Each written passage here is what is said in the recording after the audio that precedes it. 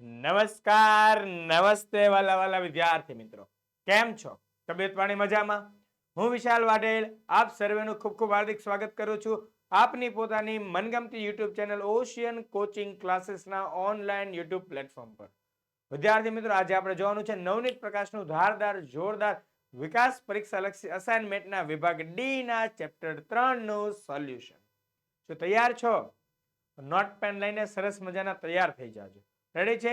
આજના આ વિડિયો સેશનની અંદર તમારી માટે ખૂબ આઈએમપી અને તમારું નોલેજ ડેવલપ થાય તેવા સવાલો આવી રહ્યા છે. શું તમે આ દ્વિતીય પરીક્ષા માટે ખાસ અસાઇનમેન્ટ ખરીદવાની હજી બાકી છે?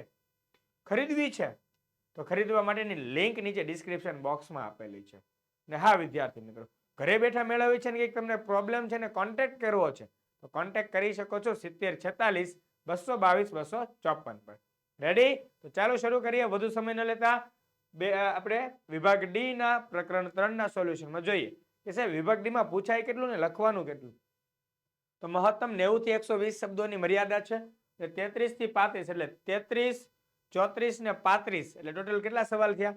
3 સવાલો પૂછાશે. કેટલા? 3. એમાંથી કેટલા લખવાના? 2 અને 1 ના 4 ગુણ એટલે 4 દુને 8 માર્ક્સ રોકડા આપણે લેવા જવાના છે. રેડી? ચાલો જોઈએ પહેલો સવાલ. એ તત્વની સંજ્ઞાઓનો વિશિષ્ટ રીતે ઉપયોગ કરનાર સૌપ્રથમ વૈજ્ઞાનિક કોણ હતા? ડાલ્ટન દ્વારા દર્શાવાયેલ કેટલાક તત્વોની સંજ્ઞા જણાવો. રેડી? એટલે ગમે તે 6 સંજ્ઞા જણાવવાની છે. તમને આટલીક તો યાદ રાખવી પડે.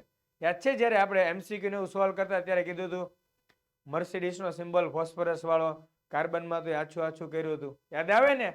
બસ એવા જ સિમ્બોલ અહીં આપણે ધ્યાન રાખવાના રહેશે. રેડી છે? ચાલો જોઈએ પહેલા કે ભાઈ તત્વોની સંજ્ઞાનો વિશિષ્ટ રીતે ઉપયોગ કરનાર સૌપ્રથમ વૈજ્ઞાનિક કોણ હતા? ડાલ્ટન હતા. કોણ? ડાલ્ટન. ચાલો, તેમણે જ્યારે કોઈ તત્વની સંજ્ઞાનો ઉપયોગ કર્યો ત્યારે તેમનો ઈશારો તત્વના નિશ્ચિત જથ્થા તરફ હતો. ક્યાં હતો? નિશ્ચિત જથ્થા તરફ. અર્થાત તત્વની સંજ્ઞા એક પરમાણુને પ્રદર્શિત કરતી હતી. કોણ? તત્વની જે સંજ્ઞા બનાવેલી હોય તે એક જ પરમાણુને પ્રદર્શિત કરતી હતી. એટલે કે એક પરમાણુય છે કે દ્વિપરમાણુય કે ત્રિપરમાણુય એવી કોઈ વાત હતી નહીં. બરાબર છે? ચતુપરમાણુય અને બહુપરમાણુય એ ખાલી શું એક પરમાણુને દર્શાવતી હતી. નેક્સ્ટ, બર્જેલિયસે સૂચવ્યું કે તત્વોની સંજ્ઞાને તેમના નામના એક અથવા બે અક્ષરોથી દર્શાવી શકાય. કા એક અક્ષરથી દર્શાવે કા બે અક્ષરથી. મેક્સિમમ બે અક્ષર સુધી દર્શાવેલા હતા. નેક્સ્ટ, ડાલ્ટન દ્વારા દર્શાવેલી કેટલાક તત્વોની સંજ્ઞાઓ નીચે મુજબ છે.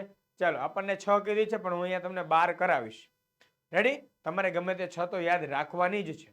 ચાલો, એમ કહો 12 યાદ રાખી લો ને, એમસીક્યુ માં પૂછાઈ ગઈ તો 12 માંથી એકાદી. બરાબર? ચાલો તો જોઈએ. હાઇડ્રોજન.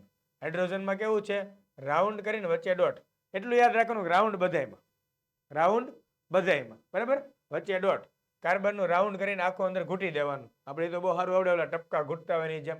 નેક્સ્ટ, ઓક્સિજન ખાલી ખાલી. બરાબર? થયું. Carbon, oxygen. કાર્બન કાળું કાળું, ઓક્સિજન ઓપન એટલે ખુલ્લે ખુલ્લું. રેડી? ખાલી રાઉન્ડ દોરવાનો છે. Next, phosphorus. ફોસ્ફરસ બોલે તો મર્સિડીઝ. ફોસ્ફરસ બોલે તો મર્સિડીઝ હોય ને, મર્સિડીઝ નો સિમ્બોલ આવો રાઉન્ડ, વચ્ચે બે ઉભો લીટો અને પછી બે ત્રાસા લીટા. રેડી? સલ્ફર સરવાળો. સલ્ફર નો સરવાળો. રેડી? તો વચ્ચે રાઉન્ડ દોરીને વચ્ચે દોરી દેવાનો સરવાળો. નેક્સ્ટ, આ બધી યાદ રાખવાની ટ્રિક્સ છે. આયન એટલે કે લોખંડ. આયન માંથી આઈ, આયન નો બને આઈ એટલે આઈ કરીને રાઉન્ડ. Next, copper. કોપર નો સ્પેલિંગ શું આવે? COPPER એટલે તાંબુ. તો કોપર નો શું થઈ જાય? સી. લેડ એટલે કે સીસુ. લેડ નો સ્પેલિંગ શું આવે? LEAD તો એલ કરીને રાઉન્ડ. સિલ્વર, ચાંદી તો શું આવશે ને? સિલ્વર નો yes. Ready? Yes. Next, gold. સોનું એટલે કે જી. ગોલ્ડ એટલે કે ગોલ્ડ નો સ્પેલિંગ થાય GOLD, જી કરીને રાઉન્ડ. પ્લેટિનમ તો પ્લેટિનમ નો સ્પેલિંગ માં શરૂઆત ક્યાંથી થાય? પી થી થાય. બરાબર? પ્લેટિનમ નો સ્પેલિંગ શું થાય? PLAT, platinum, platinum. PLATINUM. Ready? Platinum. Mercury. બરાબર? મર્ક્યુરી છે એમાં ખાલી શું રાઉન્ડ કરીને આજુબાજુમાં લીટા કરી દેવાના છે. રેડી છે? ચાલો, ક્લિયર? ધ્યાન રાખજો, આ રીતના થઈ જશે. બરાબર? જો એમાં કહું કે આ ફોસ્ફરસ મર્સિડીઝ, સલ્ફર સરવાળો, આયન આય, ઓક્સિજન ઓપન, કાર્બન કાળું, હાઇડ્રોજન ટપકું. બસ આ 6 તો ઓટોમેટિક યાદ રહી જાય, બાકીના બધા નીચે પણ યાદ આવી જશે. રેડી? નેક્સ્ટ જોઈએ. ચાલો બીજો પ્રશ્ન. આપેલ શબ્દ ચોરસ કોયડામાં 8 તત્વોના નામ છુપાયેલા છે. આની અંદર કેટલા નામ છુપાયેલા છે? 8 નામ છુપાયેલા છે. તેમની સંજ્ઞાઓ આપેલી છે. જે નીચે સંજ્ઞાઓ આપેલી છે: radon, oxygen, xenon, nitrogen, helium, argon, hydrogen અને ક્લોરીન. આ સ્પેલિંગ છે. ની સંજ્ઞા કઈ કઈ છે?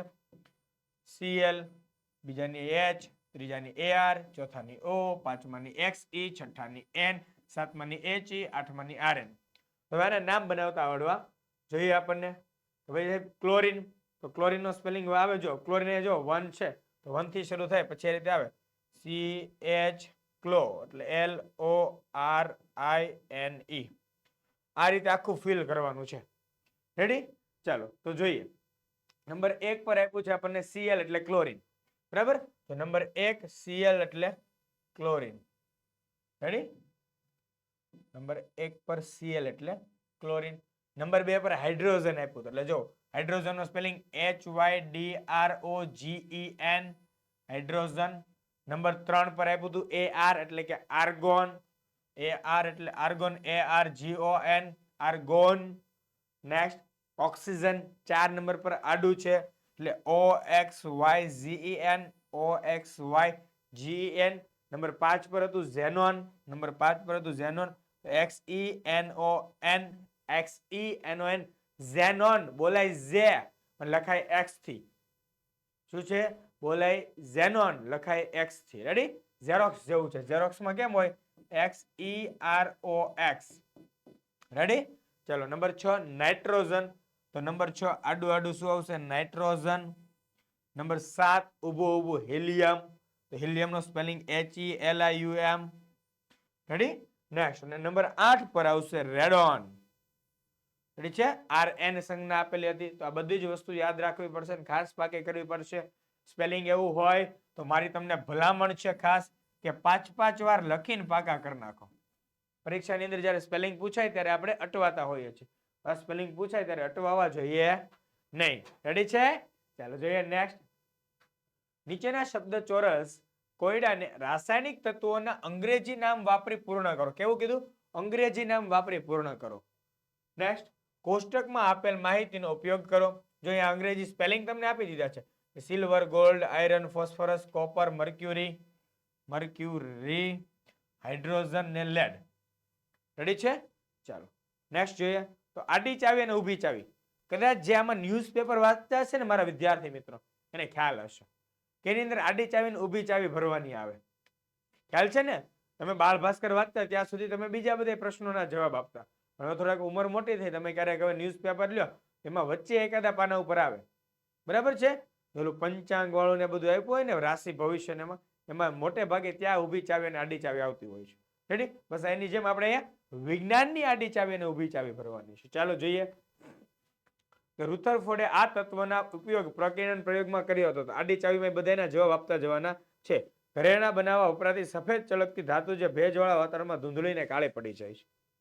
કોણ હોય? સિલ્વર હોય. રુથરફોર્ડ વાળા. ભાઈ મને લાગે ત્યાં સુધી કોણ આવે? કોમેન્ટ કરીને કહેજો. ચાલો નેક્સ્ટ. તત્વ જે ખુલ્લી ભેજવાળી હવામાં કટાય છે, એમાંથી કોણ કટાઈ જાય? કટાઈ જાય છે હવામાં ખુલ્લી ભેજવાળામાં. કે આયરન કટાઈ જાય. પાણીમાં રાખવામાં આવતી ખૂબ જ સક્રિય અધાતુ. ખૂબ જ સક્રિય અધાતુ કીધું છે. કઈ અધાતુ કોણ આવે? ફોસ્ફરસ. પિત્તળ અને કાંસુ બંને આ તત્વની મિશ્ર ધાતુ. એની મિશ્ર ધાતુ કઈ આવશે? કોપર. રેડી? ચાલો નેક્સ્ટ. બંને આ તત્વની મિશ્ર ધાતુઓ છે. કઈ કઈ? પિત્તળ એ મિશ્ર ધાતુ છે અને કાંસુ પણ મિશ્ર ધાતુ છે. પણ એ કઈ ધાતુમાંથી છે? તો કોપરમાંથી છે. રેડી? નેક્સ્ટ. ઝીંકની ધાતુની જ્યારે મંદ હાઇડ્રોક્લોરિક એસિડ સાથે પ્રક્રિયા કરવામાં આવે ત્યારે આ વાયુ બને છે, જેની સળીથી કસોટી કરવામાં આવે છે ત્યારે ધડાકો થાય છે. કોણ? હાઇડ્રોજન. રેડી? નેક્સ્ટ. ઓરડાના તાપમાને પ્રવાહી અવસ્થામાં જોવા મળતું ધાતુ તો કોણ આવશે? મર્ક્યુરી. એક જ માત્ર છે, થર્મોમીટરમાં નાખેલું હોય.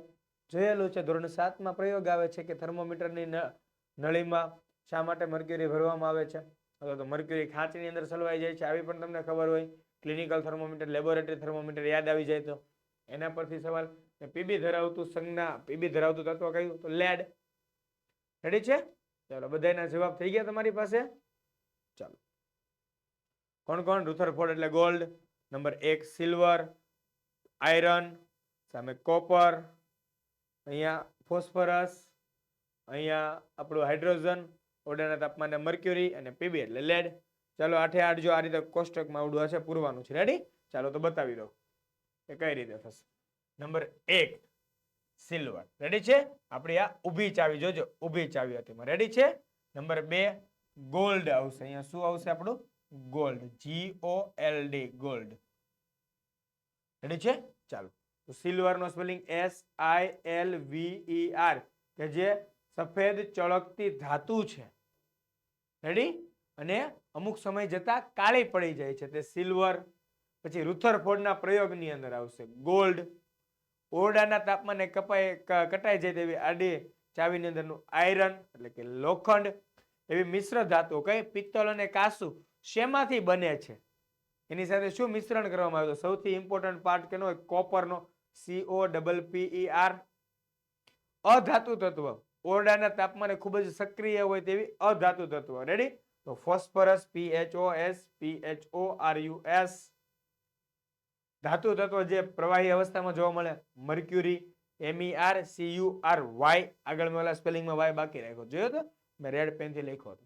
નેક્સ્ટ પછી હાઇડ્રોજન, ઝિંકની હાઇડ્રોક્લોરિક એસિડ સાથે પ્રક્રિયા થઈને એટલે કે મંદ HCl સાથે પ્રક્રિયા થઈને અને પીબી જે ધરાવે છે એનું શું નામ આવે? લેડ, LEAD, પીબી, લેડ શીશુ. રેડી? ચાલો તો આ રીતે પૂરું થશે. નેક્સ્ટ ચોથો સવાલ. મોટા ભાગના લોકો ઘરગથ્થુ વપરાશમાં આયોડિન યુક્ત મીઠાનો ઉપયોગ કરે છે, જ્યારે કેટલાક લોકો આયોડિન યુક્ત મીઠાનો ઉપયોગ કરતા નથી. આ લોકોમાં આયોડિનની ઉણપ રહે છે, જેથી તેઓ ગોઈટર અને થાઇરોઇડથી પીડાય છે. તો આયોડિન દરિયાઈ ક્ષારમાં હોય છે. રેડી? ચાલો તો જોઈએ કે શા માટે આયોડિન યુક્ત મીઠાનો ઉપયોગ કરવો જોઈએ. શું કામ કરવો જોઈએ? નેક્સ્ટ, આયોડિન ધાતુ કે અધાતુ તત્વ છે? શું છે? ચાલો આપણે જોઈએ. નેક્સ્ટ, આયોડિનની ભૌતિક સ્થિતિ અને રંગ જણાવો. રેડી? ટિંકચર આયોડિનનું દ્રાવણ ને એવું તમે બનાવતા જ હતા ને? આ સવાલો સાવ બેઝિક છે. હાઇપોથાઇરોઇડિઝમનો અર્થ શું છે? જોઈએ ચાલો કે આયોડિનની ઉણપથી ગોઈટર અને થાઇરોઇડનો રોગ થાય છે. આથી આયોડિન યુક્ત મીઠાનો ઉપયોગ કરવો જોઈએ. એટલે કે આ રોગ ન થાય એટલા માટે ઉપયોગ કરવાનો છે. બરાબર છે? એટલે આપણને જાણ છે કે આયોડિનની ઉણપથી કેવા રોગો થાય છે? ગોઈટર અને થાઇરોઇડનો રોગ થાય છે. એ ગળું ફૂલી ગયેલું જોઠે દેખાય. બરાબર? અને તમને એડવર્ટાઇઝમાં જોયું હોય રતન ટાટા, કે જે દેશના એક એવા વ્યક્તિ હતા કે જેને સમગ્ર ભારત દેશનો તખતો પલટી નાખ્યો હતો. ને ઇન્ડસ્ટ્રીની અંદર એવું નામ જોરદાર, અને એમણે મીઠું બહાર પાડેલું એટલે કે ટાટા નમક, દેશ કા નમક, આયોડિન યુક્ત નમક. આવું તમે સાંભળ્યું હોય. એટલા માટે તો લોકો ટાટાનું નમક ખરીદતા. કારણ શું મીઠું ખરીદવાનું? કે ટાટા નમક, દેશ કા નમક, આયોડિન યુક્ત નમક. આવી તમે એડવર્ટાઇઝ પણ સાંભળેલી હશે. તો એટલા માટે આયોડિન એની અંદર નાખવામાં આવતું, કેમ કે રતન ટાટાને સમગ્ર દેશભરના લોકોની ચિંતા હતી કે મારા દેશવાસીઓ કોઈ ગોઈટર કે થાઇરોઇડ નામના રોગથી પીડાય નહીં.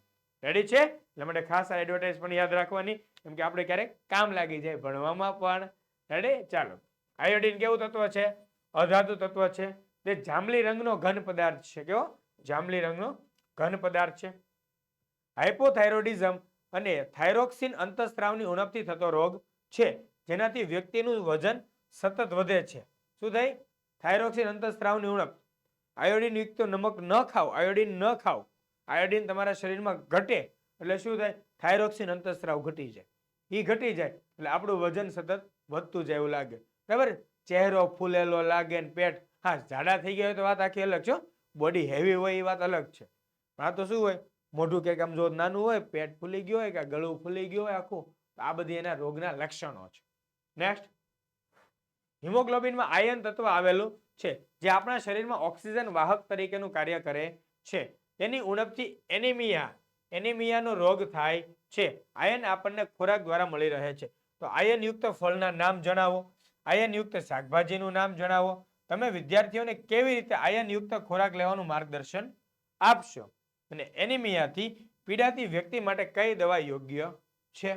ચાલો જોઈએ કે સફરજન આયર્ન ધરાવતું હોય તેવું એક ફળ કયું? સફરજન.